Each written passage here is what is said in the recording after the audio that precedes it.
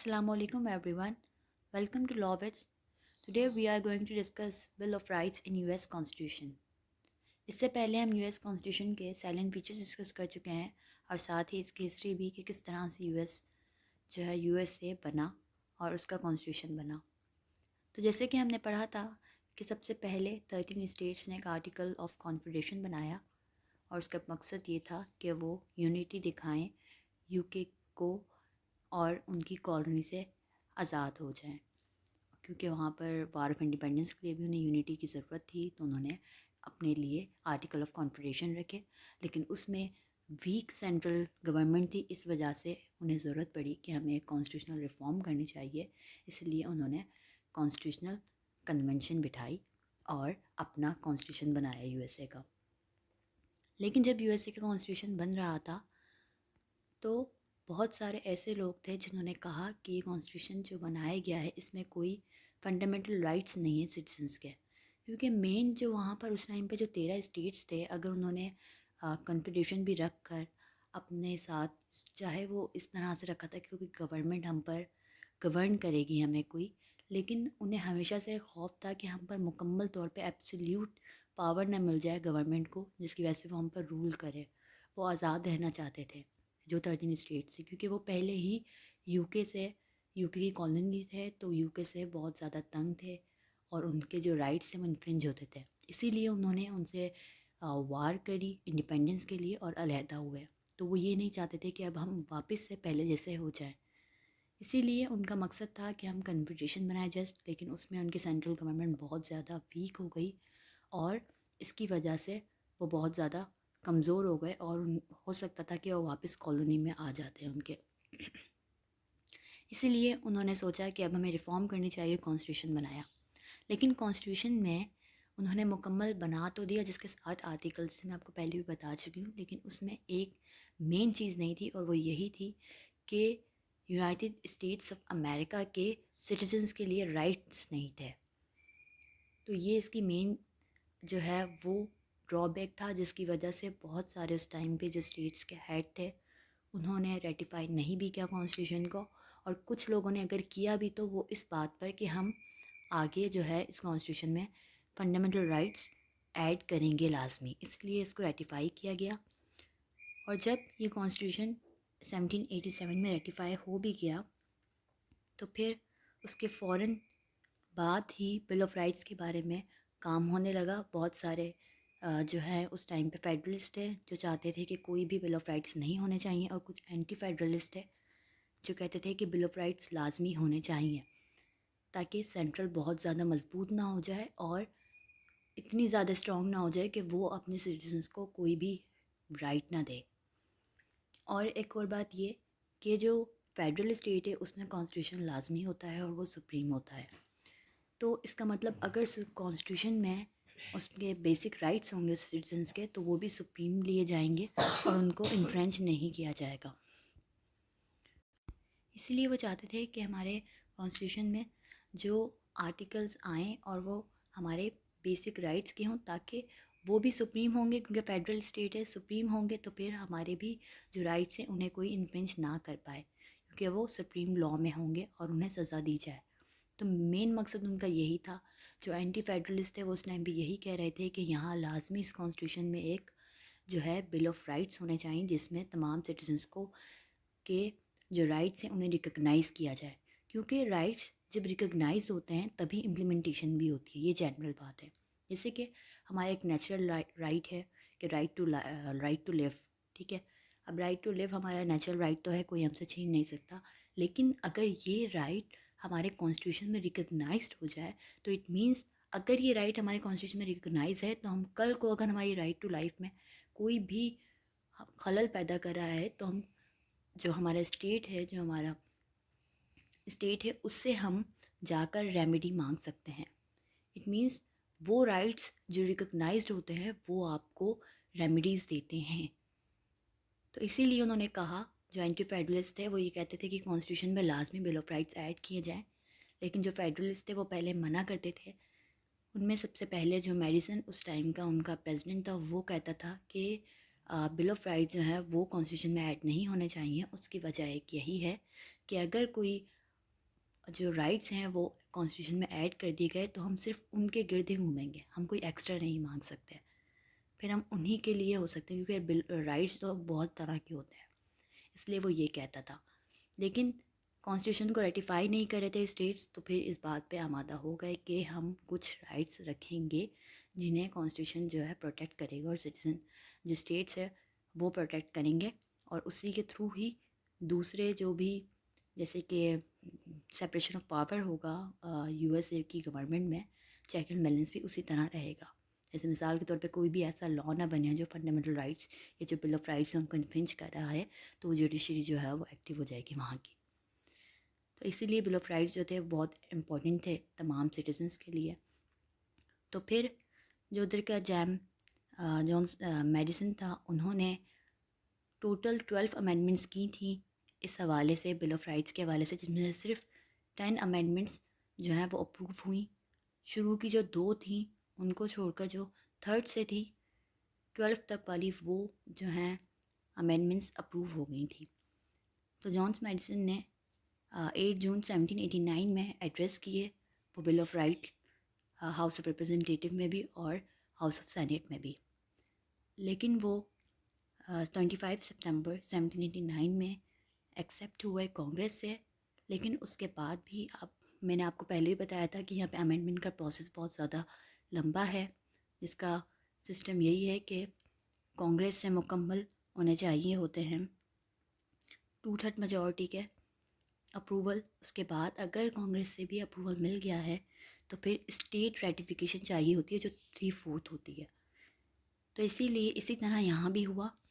پہلے 25 سپتمبر 1789 میں کانگریس نے تو اپروول دے دیا، لیکن دسمبر 1791 میں اسٹیٹس نے انہیں اپروول دیا۔ اس کا مطلب جو یو ایس اے کا کانسٹیٹیوشن بنا وہ تھا 1788 میں، اور اس کے 3 سال بعد ہی 1791 میں بل آف رائٹس بھی ایڈ ہو گئے۔ تو اس کا مطلب ہمیں پتہ چلتا ہے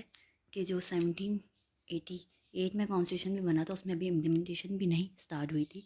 لیکن بل آف رائٹس بھی ایڈ ہو گئے۔ اسی لیے جو بل آف رائٹس ہیں انہیں باقاعدہ امینڈمنٹس زیادہ تر کہا نہیں جاتا، کیونکہ یہ بھی بالکل ہی جب کانسٹیٹیوشن بنا ہی اس کے ساتھ ہی سب سے پہلے ہی ایک ساتھ 10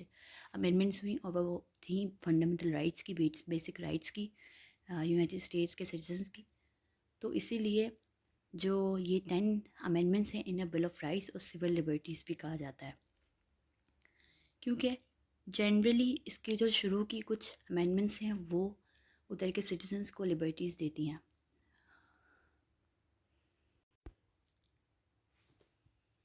جس میں سب سے پہلی ہے فرسٹ امینڈمنٹ، وہ یہ تھی کہ رائٹ آف ریلیجن ہو، مطلب کہ رائٹ ٹو پروفیس ریلیجن ہو، اور ساتھ ساتھ right to assemble, right to press مطلب کہ رائٹ ٹو اسپیچ اور ایکسپریشن، اور right to petition and speech. یہ سارے رائٹس تھے جب پہلی امینڈمنٹ میں دیے گئے تمام سٹیزنس کو، کہ ان کے پاس یہ رائٹ ہے کہ وہ اپنے آئیڈیاز، اپنے تھاٹ شیئر کر سکتی ہیں اسپیچ اینڈ دا پریس کے through, like they have the right to speech and to expression. Secondly ان کے پاس یہ رائٹ ہے کہ وہ اسمبل ہو سکتی ہیں، کہ رائٹ ٹو اسمبل کسی بھی قسم کے پروٹیسٹ کے لیے، اور کوئی بھی ایونٹ وغیرہ ہوتا ہے وہاں پر بھی وہ اسمبل ہو سکتی ہیں، ٹھیک ہے۔ اس کے بعد جو ان کا اسی کے ساتھ فرسٹ امینڈمنٹ میں ہی تھرڈ ان کو رائٹ دیا گیا، وہ تھا رائٹ ٹو پیٹیشن، کہ وہ پیٹیشن جو ہے وہ درج کر سکتی ہیں گورنمنٹ میں کسی بھی قسم کی۔ وہ ہم جانتے ہیں کہ پیٹیشن کیا ہوتی ہے اگر ان کا کوئی بھی رائٹ انفرنج ہو رہا ہے۔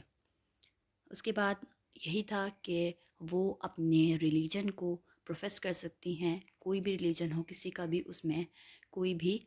ریلیجن کو منع نہیں کرے گا کہ آپ اس ریلیجن کو پروفیس نہیں کر سکتے۔ یہ فرسٹ امینڈمنٹ میں دیے گیا تھا، اس لیے اسے سول لبرٹیز بھی کہا جاتا ہے۔ اس کے بعد سیکنڈ امینڈمنٹ یہ ہوئی کہ وہ رائٹ ہوگا ان کا کہ وہ اپنے ساتھ گنز اور آرمس رکھ سکتے ہیں۔ جیسے کہ نیا نیا کانسٹیٹیوشن بنا تھا اور وہاں پہ سٹیزنس پہلے سے ڈرے ہوئے تھے کیونکہ جنگ کے بہت سارے معاملات چل رہے تھے، تو وہ چاہتے تھے کہ ہم اپنے ساتھ بھی کچھ آرمس رکھیں اپنے تحفظ کے لیے۔ تو یہاں پر ان کے کانسٹیٹیوشن نے انہیں یہ والا پروٹیکٹ کیا ان کے رائٹ کو، کہ کہ وہ اپنے ساتھ آرمس اور گنس رکھ سکتے ہیں۔ اسی طرح تھرڈ امینڈمنٹ میں بھی یہی اسی قسم کی آئی کہ پہلے جب وہ برٹش کالونی میں تھے تو اس طرح ہوتا تھا کہ جو برٹشرز تھے انہوں نے الاؤ کیا ہوا تھا سٹیزنس کو کہ کوئی بھی سولجر اگر ان کے گھر پہ آ کے رک سکتا ہے، مطلب کوئی بھی جنگ ہو رہی ہے، کوئی بھی سولجر کسی کے بھی پرائیویٹ ہوم میں جا کر رہ سکتا ہے، اسٹے کر سکتا ہے، پہلے یہ تھا۔ اسی لیے انہوں نے بل آف رائٹ میں یہ امینڈمنٹ رکھی کہ کوئی بھی سولجر کسی بھی کے بھی گھر میں کبھی بھی نہیں گھسے گا، چاہے وہ کسی بھی قسم کی وارز ہو رہی ہوں،